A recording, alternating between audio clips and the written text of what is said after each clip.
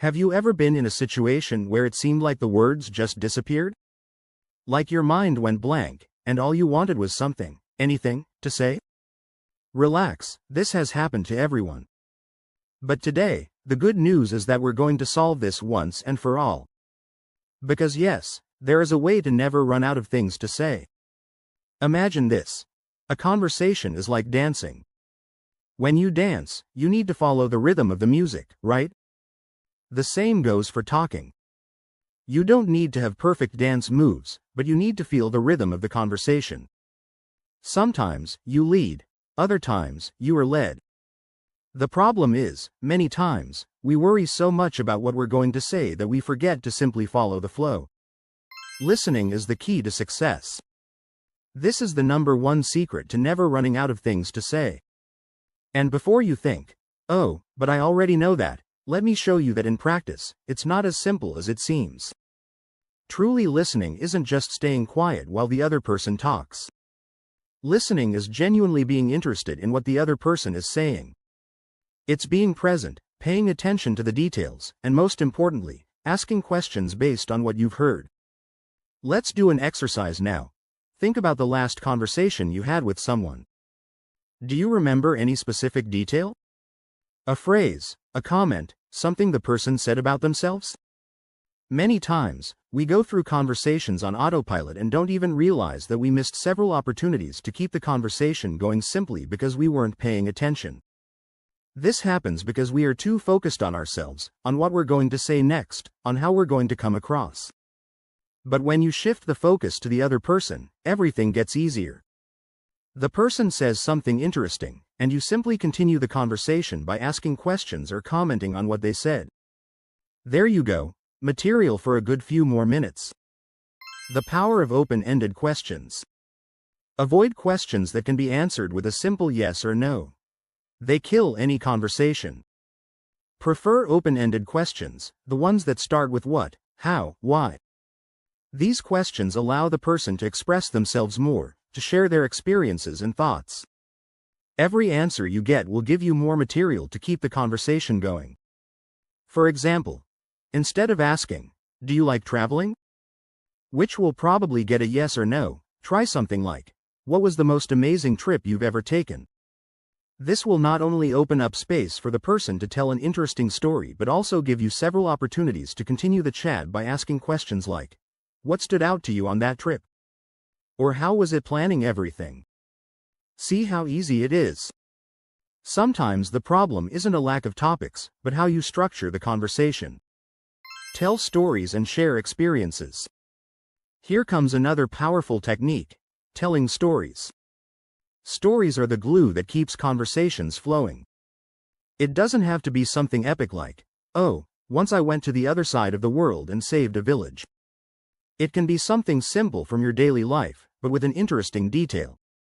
For example, if you're talking about movies and the person mentions a movie they recently watched, you can tell a story about a time you watched something similar and how it impacted you. The secret is to share something that is relevant to the context of the conversation. The idea isn't to monopolize the conversation, not at all, but to create an exchange.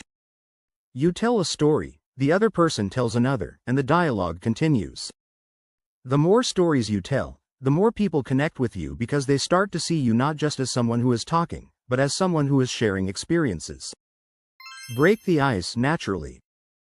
Now, let's talk about one of the most challenging parts: starting the conversation. That moment when you look at someone and think, "What do I say?" Often, the fear of seeming silly or uninteresting blocks our creativity. But here's the trick. The secret to breaking the ice is being natural. Sometimes the best way to start a conversation is simply to observe the environment and comment on something about it. At a party? Make a comment about the music, the decoration, or even the food.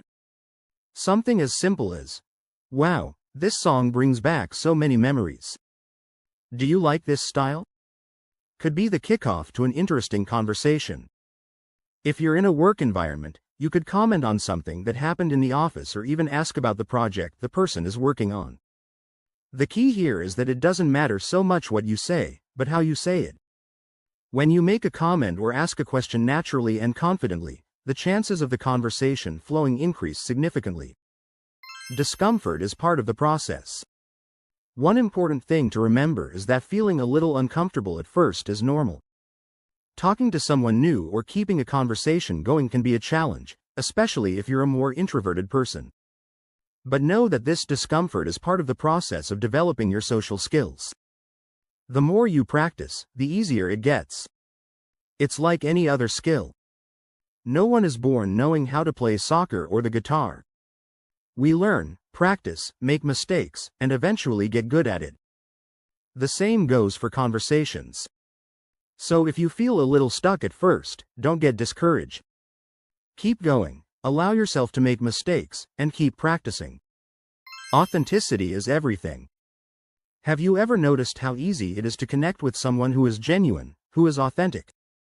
The best conversations happen when you are yourself. And that makes total sense. When we try to fit into some standard or worry too much about what others will think, we end up coming across as robotic, forced. But when you relax and let your personality shine, people notice and truly connect with you. So, here's a valuable piece of advice. Stop trying to impress. Stop thinking that you need to have the perfect line or that you need to be the funniest or the smartest person in the room.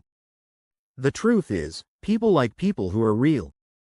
And that includes showing your vulnerabilities, your imperfections, your doubts. Be yourself and watch how conversations will flow much more smoothly and naturally. What to do when the conversation seems to die? Now, let's talk about one of the most common fears, the dreaded awkward silence. You're there, having a good time talking, when suddenly, everything stops. What to do? The first thing is, don't panic. Silence is part of interactions. Sometimes we put too much pressure on ourselves to fill every second of the conversation with words, but the truth is that small moments of silence can be natural and even necessary. But if you feel like the silence is dragging on and you want to break it, a good strategy is to go back to a topic that has already been discussed but hasn't been fully explored. Ask more about something the person mentioned earlier or introduce a new, related topic.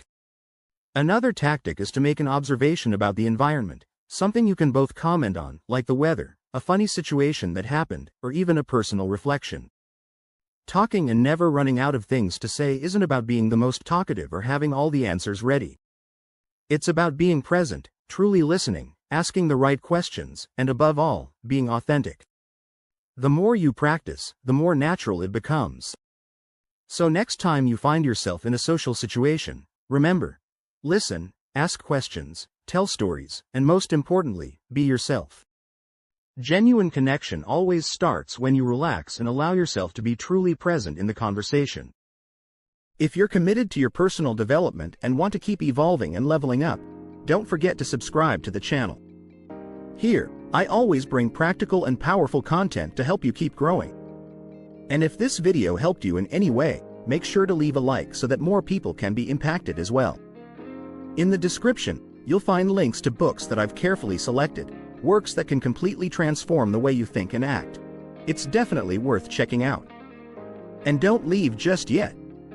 Take a look at the suggested videos here on the screen. They will help you even more on your personal development journey. See you there.